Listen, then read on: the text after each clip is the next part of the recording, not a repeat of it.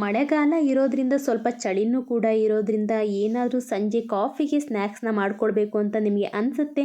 ಅದ್ರ ಜೊತೆಗೆ ಈಸಿಯಾಗಿ ಆಗಬೇಕು ಸ್ನ್ಯಾಕ್ಸು ಅಂತಲೂ ಕೂಡ ನೀವು ಅಂದ್ಕೊತಾ ಇರ್ತೀರ. ಆ ಈಸಿಯಾಗಿ ಯಾವ ಸ್ನ್ಯಾಕ್ಸ್ನ ನೀವು ಮಾಡ್ಕೊಳ್ಬೋದು ಅಂತ ಇವತ್ತಿನ ವಿಡಿಯೋದಲ್ಲಿ ನೀವು ನೋಡ್ಬೋದು. ಪೇಪರ್ ಅವಲಕ್ಕಿನ ಬಳಸಿ ಅವಲಕ್ಕಿ ಉಪ್ಕರಿ ಯಾವ ರೀತಿ ಮಾಡ್ಕೊಳ್ಬೇಕು ಅಂತ ಇವತ್ತಿನ ವಿಡಿಯೋದಲ್ಲಿ ನಾನು ನಿಮಗೆ ತಿಳಿಸ್ಕೊಡ್ತೀನಿ. ಯಾವ ಇಂಗ್ರೀಡಿಯೆಂಟ್ಸ್ನ ತೊಗೊಳ್ತೀನಿ ಅಂತ ನೀವಿಲ್ಲಿ ನೋಡ್ಬೋದು. ಅರಿಶಿಣ, ಸಾಸಿವೆ, ಉಪ್ಪು ಮತ್ತು ಅಚ್ಕಾರದ ಪುಡಿ ತೊಗೊಂಡಿದ್ದೀನಿ. ಒಣಮೆಣ್ಸಿನ್ಕಾಯಿ ಯೂಸ್ ಮಾಡೋದ್ರಿಂದ ಅಚ್ಕಾರದ ಪುಡಿ ಖಾರವಾಗಿ ತುಂಬ ಖಾರ ಬೇಕು ಅಂದರೆ ಹಾಕ್ಕೊಳ್ಬೋದು, ಇಲ್ಲ ಒಣಮೆಣ್ಸಿನ್ಕಾಯಿನ ನೀವು ಯೂಸ್ ಮಾಡ್ಕೊಳ್ಬೋದು. 2 kg ಅವಲಕ್ಕಿಗೆ ನಾನು ಮಿಕ್ಸ್ ಮಾಡೋಕ್ಕೋಸ್ಕರ ಕಡಲೆನ ತೊಗೊಂಡಿದ್ದೀನಿ. 1 ಬೌಲಷ್ಟು ನಾನು ಕಡಲೆನ ತೊಗೊಂಡಿದ್ದೀನಿ. ಹುರ್ಗಡ್ಲೆನ ನೀವು ತೊಗೊಳ್ಬೇಕು 1 ಬೌಲಷ್ಟು. ಹಸಿ ಇರುವಂಥ ಕರಿಬೇವಿನ ಸೊಪ್ಪನ್ನು 1 ಬೌಲಷ್ಟು ತೊಗೊಳ್ಬೇಕು. ಮಕ್ಕಳಿಗೆ ತುಂಬ ಇಷ್ಟ ಆಗುತ್ತೆ. ಅವಲಕ್ಕಿ ಉಪ್ಕರಿನ ನೀವು ಸ್ವಲ್ಪ ಖಾರ ಕಡಿಮೆ ಮಾಡಿ ಬರೀ ಒಣಮೆಣ್ಸಿನ್ಕಾಯಿನ ಬಳಸಿ ಮಾಡಿದ್ರೆ ಮಕ್ಕಳು ಈಸಿಯಾಗಿ ತಿಂತಾರೆ. ನೀವು ಸ್ವಲ್ಪ ಸ್ಪೈಸಿಯಾಗಿರಬೇಕು, ಮಕ್ಕಳು ತಿಂತಾರೆ ಅನ್ನೋದಾದರೆ ನೀವು ಖಾರನ ಬಳಸಿ ನೀವು ಅವಲಕ್ಕಿನ ಮಾಡ್ಕೊಳ್ಬೋದು. ಶೇಂಗಾ ಬೀಜನೂ ಕೂಡ ನಾನು ತೊಗೊಂಡಿದ್ದೀನಿ. 2 ಬೌಲಷ್ಟು ನಾನು ಶೇಂಗಾ ಬೀಜನ ತೊಗೊಂಡಿದ್ದೀನಿ. ಮನೆಯಲ್ಲಿ ಮಕ್ಕಳು ತುಂಬ ಇಷ್ಟಪಟ್ಟು ತಿಂತಾರೆ. ಅದರಲ್ಲೂ ಅವಲಕ್ಕಿಲಿ ಶೇಂಗಾ ಬೀಜನೇ ಅವರು ಹುಡುಕಿ ತಿನ್ನೋದ್ರಿಂದ ನಾನು 2 ಬೌಲು ಶೇಂಗಾ ಬೀಜನ ತೊಗೊಂಡಿದ್ದೀನಿ. ಸ್ವಲ್ಪ ಶೇಂಗಾ ಬೀಜನೂ ಕೂಡ ನೀವು ಹಾಕ್ಕೊಳ್ಬೋದು. ನಿಮಗೆ ಎಷ್ಟು ಬೇಕು ಅಷ್ಟನ್ನು ನೀವು ಶೇಂಗಾ ಬೀಜನ ಹಾಕಿ ಅವಲಕ್ಕಿನ ರೆಡಿ ಮಾಡ್ಕೊಳ್ಬೋದು. ಅದ್ರ ಜೊತೆಗೆ ನಾನು ಬೆಳ್ಳುಳ್ಳಿನ ತೊಗೊಂಡಿದ್ದೀನಿ. ಸಿಪ್ಪೆನ ನಾನು ತೆಗೆದಿಲ್ಲ. ಎಲ್ಲ ಬೆಳ್ಳುಳ್ಳಿನೂ ಕುಟ್ಕೊಳ್ಬೇಕು, ಸಿಪ್ಪೆನ ತೆಗೆಯೋದು ಬೇಡ. ಎಲ್ಲದನ್ನು ಕೂಡ ಎಣ್ಣೆಲಿ ನಾವು ಫ್ರೈ ಮಾಡೋದ್ರಿಂದ ಸಿಪ್ಪೆನ ತೆಗೆಯೋದು ಬೇಡ, ಎಲ್ಲದನ್ನು ಕುಟ್ಟಿ ಇಟ್ಕೊಳ್ಬೇಕು. ಒಣಮೆಣ್ಸಿನ್ಕಾಯಿ ತೊಗೊಂಡಿದ್ದೀನಿ. ಒಂದು 20 ಒಣಮೆಣ್ಸಿನ್ಕಾಯಿನ ನಾನು ತೊಗೊಂಡಿದ್ದೀನಿ. ಖಾರನ ಬಳಸಲ್ಲ, ಮಕ್ಕಳು ಮನೆಯಲ್ಲಿ ಇರೋದ್ರಿಂದ ಅವರಿಗೆ ಖಾರ ಹಾಕಿದ್ರೆ ಸ್ವಲ್ಪ ಸ್ಪೈಸಿ ಜಾಸ್ತಿ ಆಗಿರೋದು ಕಡಿಮೆ ತಿಂತಾರೆ, ಇಲ್ಲ ತಿಂದಲೇನೂ ಕೂಡ ಇರ್ಬೋದು. ಹಾಗಾಗಿ ನಾನು ಒಣಮೆಣ್ಸಿನ್ಕಾಯಲ್ಲಿ ಇದನ್ನು ಮಾಡ್ಕೊಳ್ತಿದ್ದೀನಿ. ಸ್ಪೈಸಿಯಾಗಿ ಬೇಕು ಅನ್ನೋರು ಖಾರ ಪುಡಿನ ಬಳಸ್ಬೋದು. ಕೊಬ್ಬರಿನ ತೊಗೊಂಡಿದ್ದೀನಿ. 2 ಕೊಬ್ಬರಿನ ತೊಗೊಂಡಿದ್ದೀನಿ. ಸಿಪ್ಪೆನ ತೆಗಿಬೇಕು, ಹಾಗೆ ಸಿಪ್ಪೆ ಸಮೇತ ಹಾಕಬಾರ್ದು. ಸಿಪ್ಪೆನ ತೆಗೆದು ನೀವು ಅವಲಕ್ಕಿಗೆ ಬಳಸ್ಕೊಳ್ಬೋದು. ಅದ್ರ ಜೊತೆಗೆ ಸ್ವಲ್ಪ ಖಾರ ಜಾಸ್ತಿ ಅನಿಸುತ್ತೆ ಮಕ್ಕಳಿಗೆ ಅಂತ ನಾನಿಲ್ಲಿ ಸಕ್ಕರೆನ ತೊಗೊಂಡಿದ್ದೀನಿ. 2 kg ಅವಲಕ್ಕಿಗೆ ನಾನು 1 ಇಡಿಯಷ್ಟು ನಾನು ಸಕ್ಕರೆನ ಬಳಸ್ತೀನಿ. ಪ್ಯಾನಿಗೆ ಶೇಂಗಾ ಬೀಜನ ಹಾಕಿ ಫ್ರೈನ ಮಾಡ್ಕೊಳ್ಬೇಕು.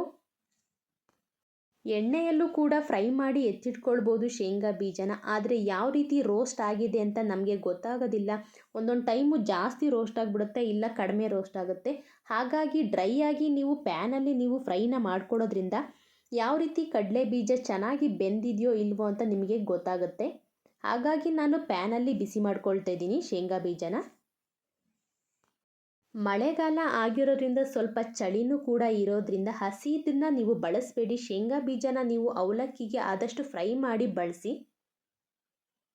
ಬೇಗ ಶೀತ ಆಗುತ್ತೆ, ಗಂಟಲು ನೋವು ಬರುತ್ತೆ, ಇಲ್ಲ ಪಿತ್ತನೂ ಕೂಡ ಜಾಸ್ತಿ ಆಗುತ್ತೆ. ಹಾಗಾಗಿ ಹಸಿ ಶೇಂಗಾ ಬೀಜನ ತಿನ್ನಬಾರ್ದು. ಶೇಂಗಾ ಬೀಜ ರೋಸ್ಟ್ ಆದಮೇಲೆ ತುಂಬ ತಣ್ಣಗಾಗಕ್ಕೆ ಬಿಡಬಾರ್ದು. ಸ್ವಲ್ಪ ಬಿಸಿ ಇದ್ದಾಗಲೇ ನೀವು ಕೈಯಿಂದ ಉಜ್ಜಿ ಸಿಪ್ಪೆನ ತೆಗಿಬೇಕು. ಅವಲಕ್ಕಿ ಉಪ್ಕರಿಗೆ ನಾವು ಬಳಸಬೇಕಾದ್ರೆ ಸಿಪ್ಪೆ ಹಾಕಿ ನಾವು ಉಪ್ಕರಿನ ಮಾಡ್ಕೊಳ್ಬಾರ್ದು. ಹಾಗಾಗಿ ಸ್ವಲ್ಪ ಬಿಸಿ ಇದ್ದಾಗಲೇ ನೀವು ಶೇಂಗಾ ಬೀಜನ ಉಜ್ಜಿ ಅದರ ಸಿಪ್ಪೆನೆಲ್ಲ ತೆಗೆದು ನೀವು ಅವಲಕ್ಕಿಗೆ ಮಿಕ್ಸ್ ಮಾಡ್ಕೊಳ್ಬೇಕು. ಶೇಂಗಾ ಬೀಜ ಯಾವ ರೀತಿ ಫ್ರೈ ಮಾಡಿದ್ದೆ ಅದೇ ರೀತಿ ನಾನು ಕಡಲೆನೂ ಕೂಡ ಫ್ರೈ ಮಾಡ್ಕೊಳ್ತಿದ್ದೀನಿ.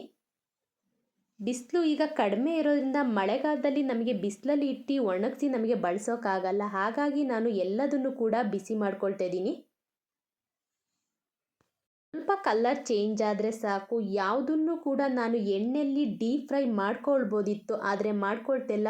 ತುಂಬ ಜಾಸ್ತಿ ಬೆಂದ್ಬಿಡುತ್ತೆ, ಇಲ್ಲ ಕಡಿಮೆ ಬೇಯುತ್ತೆ. ಹಾಗಾಗಿ ಗೊತ್ತಾಗೋದಿಲ್ಲ.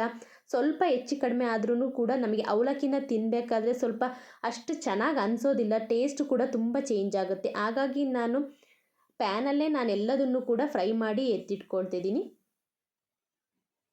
ಶೇಂಗಾ ಬೀಜ ಮತ್ತು ಹುರ್ಗಡ್ಲೆನ ನಾನಿಲ್ಲಿ ಬಿಸಿ ಮಾಡಿ ಎತ್ತಿಟ್ಕೊಂಡಿದ್ದೀನಿ. ನೆಕ್ಸ್ಟು ನೀವು ನೋಡ್ಬೋದು, ಈಗ ಡ್ರೈನ ನಾನು ಮಾಡಿ ಎತ್ತಿಟ್ಕೊಂಡೆ ಶೇಂಗಾ ಬೀಜ ಮತ್ತು ಹುರ್ಗಡ್ಲೆನ. ಈಗ ಆಯಿಲಲ್ಲಿ ಯಾವುದ್ಯಾವುದನ್ನು ಫ್ರೈ ಮಾಡ್ಕೊಳ್ತೀನಿ ಅಂತ ನೀವು ನೋಡ್ಬೋದು. 1 ಬೌಲಷ್ಟು ನಾನು ಬೆಳ್ಳುಳ್ಳಿನ ತೊಗೊಂಡಿದ್ದೀನಿ. 1 ಬೌಲಷ್ಟು ಬೆಳ್ಳುಳ್ಳಿನ ನಾನು ಕುಟ್ಟಿ ಎತ್ತಿಟ್ಕೊಂಡಿದ್ದೀನಿ. ಈಗ 2 ಕೆ ಜಿ ಅವಲಕ್ಕಿ ಆಗಬೇಕು ಅಂದರೆ ಸ್ವಲ್ಪ ಎಣ್ಣೆ ಜಾಸ್ತಿ ಬೇಕಾಗುತ್ತೆ. ಹಾಗಾಗಿ ನಾನು ಸ್ವಲ್ಪ ಜಾಸ್ತಿ ಎಣ್ಣೆನ ಬಳಸಿ ಇಲ್ಲಿ ಒಗ್ಗರಣೆನ ಮಾಡ್ಕೊಳ್ತಿದ್ದೀನಿ. ಎಣ್ಣೆ ಚೆನ್ನಾಗಿ ಬಿಸಿ ಆದಮೇಲೆ 1 ಬೌಲಷ್ಟು ನಾನು ಕರಿಬೇವಿನ ಸೊಪ್ಪನ್ನು ಹಾಕ್ತಾ ಇದ್ದೀನಿ.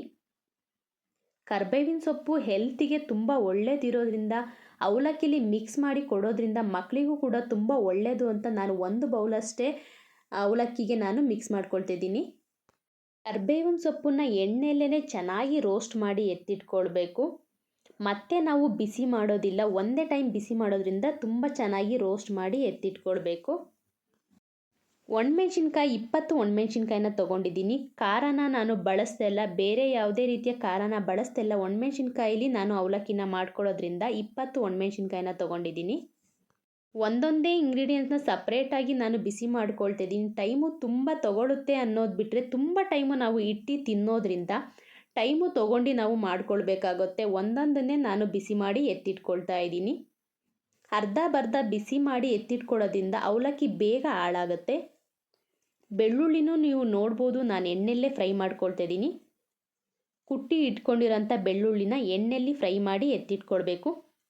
ಕಲರ್ ಚೇಂಜ್ ಆಗಬೇಕು. ಅವಲಕ್ಕಿಲೂ ಕೂಡ ಅವಲಕ್ಕಿ ಯಾವ ರೀತಿ ಗರಿ ಅಂತ ಇರುತ್ತೆ ಅದೇ ರೀತಿ ಬೆಳ್ಳುಳ್ಳಿನೂ ಕೂಡ ನಮಗೆ ತಿನ್ನಬೇಕಾದ್ರೆ ಅದೇ ಫೀಲ್ ಕೊಡಬೇಕು. ಹಾಗಾಗಿ ಎರಡನ್ನೂ ಕೂಡ ಫ್ರೈ ಮಾಡಿ ಎತ್ತಿಟ್ಕೊಳ್ಬೇಕು. ಲಾಸ್ಟ್ ಈಗ ಕೊಬ್ಬರಿನ ಬಿಸಿ ಮಾಡ್ಕೊಳ್ಬೇಕು. ಯಾವ್ದು ರೀತಿ ಎಲ್ಲ ಇಂಗ್ರೀಡಿಯೆಂಟ್ಸನ್ನು ನಾವು ಬಿಸಿ ಮಾಡ್ಕೊಂಡ್ವಿ ಅದೇ ರೀತಿ ನಾನು ಎಣ್ಣೆನ ಸ್ವಲ್ಪ ಹಾಕಿ ಕೊಬ್ಬರಿನ ಬಿಸಿ ಮಾಡ್ಕೊಳ್ತಿದ್ದೀನಿ. ಡ್ರೈ ಆಗಿನೂ ಕೂಡ ನಾನು ಫ್ರೈನ ಮಾಡಿಕೊಂಡೆ, ಆಯಿಲ್ ಹಾಕಿ ಕೂಡ ನಾನು ಫ್ರೈನ ಮಾಡಿಟ್ಕೊಂಡೆ. ಅದೇ ರೀತಿ ಈಗ ಒಗ್ಗರಣೆನ ಮಾಡಬೇಕು. ನಾನೀಗ ಒಣಮೆಣ್ಸಿನ್ಕಾಯಿನ ಬೀಜನೂ ಕೂಡ ನಾನು ತೊಗೊಂಡಿದ್ದೀನಿ. ಸ್ವಲ್ಪ ಸ್ಪೈಸಿಯಾಗಿ ಇರಲಿ ಅಂತ ಒಣಮೆಣ್ಸಿನ್ಕಾಯಿ ಬೀಜನ ತೊಗೊಂಡಿದ್ದೀನಿ. ಖಾರ ಪುಡಿನ ಹಾಕ್ತಾ ಇಲ್ಲ. ಪ್ಯಾನಿಗೆ ಎಣ್ಣೆನ ಹಾಕ್ಕೊಳ್ಬೇಕು. 2 ಕೆ ಜಿ ಅವಲಕ್ಕಿಗೆ ಸ್ವಲ್ಪ ಎಣ್ಣೆ ಜಾಸ್ತಿ ಇರಬೇಕು. ಫುಲ್ಲು ಡ್ರೈ ಆಗುತ್ತೆ ಎಣ್ಣೆ, ಹಾಗಾಗಿ ಸ್ವಲ್ಪ ಎಣ್ಣೆ ಜಾಸ್ತಿ ಇರಬೇಕು. ಎಣ್ಣೆಗೆ 1 ಸಣ್ಣ ಬೌಲಷ್ಟು ನಾನು ಸಾಸಿವೆನ ಹಾಕ್ಕೊಳ್ತಿದ್ದೀನಿ. ಕರಿಬೇವಿನ ಸೊಪ್ಪು 2 ಕೆ ಜಿ ಅವಲಕ್ಕಿಗೆ ನಾನು ತೊಗೊಂಡಿರೋದು. ಸಾಸಿವೆ, ಕರಿಬೇವಿನ ಸೊಪ್ಪನ್ನು ಹಾಕ್ಕೊಳ್ಬೇಕು. ಮೊದಲು ನಾನು ಕರಿಬೇವಿನ ಸೊಪ್ಪನ್ನು 1 ಬೌಲಷ್ಟು ನಾನು ತೊಗೊಂಡು ಎಣ್ಣೆಯಲ್ಲಿ ಫ್ರೈ ಮಾಡಿ ಎತ್ತಿಟ್ಕೊಂಡಿದ್ದೀನಿ. ಈಗ ಒಗ್ಗರಣೆಗೆ ಸಾಸಿವೆ ಜೊತೆ ನಾನು ಸ್ವಲ್ಪ ಕರಿಬೇವಿನ ಸೊಪ್ಪನ್ನು ಹಾಕಿ ನಾನು ಫ್ರೈ ಮಾಡ್ಕೊಳ್ತಿದ್ದೀನಿ. ಯಾವ ರೀತಿ ಮೊದಲು ನಾನು ಫ್ರೈ ಮಾಡಿ ಎತ್ತಿಟ್ಕೊಂಡೆ ಅದೇ ರೀತಿ ಕೂಡ ಈಗಲೂ ಕೂಡ ಚೆನ್ನಾಗಿ ಅದನ್ನ ಕರಿಬೇವಿನ ಸೊಪ್ಪನ್ನ ಫ್ರೈ ಮಾಡಿ ಎತ್ತಿಟ್ಕೊಳ್ಬೇಕು. ಇದ್ರ ಜೊತೆಗೆ ಒಣಮೆಣ್ಸಿನ್ಕಾಯಿದ್ದು ಬೀಜ ಹಾಕ್ತಾ ಇದ್ದೀನಿ. ಒಣಮೆಣ್ಸಿನ್ಕಾಯಿ ನಾನೀಗ ರೋಸ್ಟ್ ಮಾಡಿ ಎತ್ತಿಟ್ಕೊಂಡಿರೋದ್ರಿಂದ ಸ್ಪೈಸಿ ಆಗಿರಬೇಕು, ಸ್ವಲ್ಪ ಖಾರ ಇರಬೇಕು, ಖಾರ ಪುಡಿ ಬಳಸ್ತಿಲ್ಲಲ್ಲ, ಹಾಗಾಗಿ ನಾನಿಲ್ಲಿ ಒಣಮೆಣ್ಸಿನ್ಕಾಯಿ ಬೀಜನ ನಾನು ಹಾಕ್ತಾ ಇದ್ದೀನಿ. ತುಂಬ ಈಸಿಯಾಗಿ ಮಾಡ್ಕೊಳ್ಬೋದು ಅಂತ ನಾನು ಮೊದಲೇ ನಿಮಗೆ ಹೇಳಿದ್ದೆ. ನಿಮಗೆ ವಿಡಿಯೋ ನೋಡಬೇಕಾದ್ರೆ ಅನ್ನಿಸ್ಬೋದು ತುಂಬ ಕಷ್ಟ ಇದೆಯಲ್ಲ ಮಾಡಬೇಕಾದ್ರೆ, ತುಂಬ ಟೈಮನ್ನು ಕೂಡ ತಗೊಳ್ಳುತ್ತೆ ಅಂತ ನಿಮಗೆ ಅನ್ನಿಸ್ಬೋದು. ಎಲ್ಲ ಇಂಗ್ರೀಡಿಯೆಂಟ್ಸನ್ನು ಬಳಸಿ ಒಗ್ಗರಣೆನ ಮಾಡಿ ಅವಲಕ್ಕಿನ ಮಿಕ್ಸ್ ಮಾಡಿ ಅವಲಕ್ಕಿ ಉಪ್ಕರಿನ ಮಾಡ್ಕೊಳ್ಬೋದು ಅಂತ ನಿಮಗೆ ಅನ್ನಿಸ್ಬೋದು. ಇಷ್ಟೊಂದು ಪ್ರೊಸೀಜರ್ನ ನಾವು ಫಾಲೋ ಮಾಡೋಕ್ಕಿಂತ ಈಸಿಯಾಗಿ ಮಾಡ್ಕೊಳ್ಬೋದಲ್ವಾ ಅಂತ ನಿಮಗೆ ಅನ್ನಿಸ್ತಾ ಇರ್ಬೋದು. ಆದರೆ ಸ್ಟೆಪ್ ಬೈ ಸ್ಟೆಪ್ಪು ನೀವು ಮಾಡ್ಕೊಡೋದ್ರಿಂದ ತುಂಬ ರುಚಿಯಾಗಿರುತ್ತೆ ಅವಲಕ್ಕಿ. ನಾನು ಕೂಡ ಮಾಡಿ ಟೇಸ್ಟ್ನ ಮಾಡಿದ್ದೀನಿ. ನೀವು ಕೂಡ ಒಂದು ಟೈಮು ಈ ರೆಸಿಪಿನ ಟ್ರೈ ಮಾಡಿ ನೋಡಿ ಯಾವ ರೀತಿ ಬಂದಿತ್ತು ರೆಸಿಪಿ, ಅದ್ರ ಜೊತೆಗೆ ಟೇಸ್ಟ್ ಕೂಡ ಯಾವ ರೀತಿ ಇತ್ತು ಅಂತ ನನಗೆ ಕಮೆಂಟಲ್ಲಿ ತಿಳಿಸ್ಬೇಕು. ಸ್ವಲ್ಪ ಟೈಮು ಬಿಸಿಲಲ್ಲಿ ಇಟ್ಟು ನೀವು ಬಳಸೋದ್ರಿಂದ ಅವಲಕ್ಕಿನ ಬಿಸಿ ಮಾಡ್ಕೊಳ್ಳೋದು ಬೇಡ. ಬಿಸಿಲಲ್ಲಿ ಇಟ್ಟಿಲ್ಲ, ಹಾಗಾಗಿ ನೀವು ಅವಲಕ್ಕಿನ ಬಿಸಿ ಮಾಡಿನೇ ನೀವು ಅವಲಕ್ಕಿ ಉಪ್ಕರಿನ ಮಾಡ್ಕೊಳ್ಬೇಕು. ಮಿಕ್ಸ್ ಮಾಡಿದ ಮೇಲೆ ನೀವು ಫ್ರೈ ಮಾಡಿರೋಂಥ ಎಲ್ಲ ಇಂಗ್ರೀಡಿಯೆಂಟ್ಸನ್ನು ಹಾಕಬೇಕು. ಅದೇ ಪ್ಯಾನಿಗೆ ನೀವು ಎಲ್ಲ ಇಂಗ್ರೀಡಿಯೆಂಟ್ಸನ್ನು ಹಾಕಿ ಚೆನ್ನಾಗಿ ಮಿಕ್ಸ್ ಮಾಡ್ಕೊಳ್ಬೇಕು. ಚೆನ್ನಾಗಿ ಮಿಕ್ಸ್ ಆದಮೇಲೆ ಉಪ್ಪನ್ನ ನೀವು ಹಾಕ್ಕೊಳ್ಬೇಕು. ಡ್ರೈ ಆಗಿ ಹುರಿದಿಟ್ಕೊಂಡಿರೋಂಥ ಇಂಗ್ರೀಡಿಯೆಂಟ್ಸನ್ನು ಮತ್ತು ಆಯಿಲಲ್ಲಿ ನಾನು ಫ್ರೈ ಮಾಡಿ ಇಟ್ಕೊಂಡಿರೋಂಥ ಇಂಗ್ರೀಡಿಯೆಂಟ್ಸನ್ನು ಎರಡನ್ನೂ ಮಿಕ್ಸ್ ಮಾಡಿ ನಾನು ಅವಲಕ್ಕಿಗೆ ಮಿಕ್ಸ್ ಮಾಡ್ಕೊಳ್ತೀನಿ.